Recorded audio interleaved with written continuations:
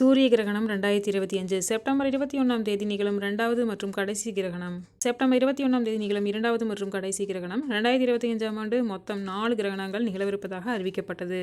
இதில் 2 சூரிய கிரகணங்கள் மற்றும் 2 சந்திர கிரகணங்கள் அடங்கும். இதுவரை 1 சூரிய கிரகணம் மற்றும் 2 சந்திர கிரகணங்கள் நிகழ்ந்துள்ளன.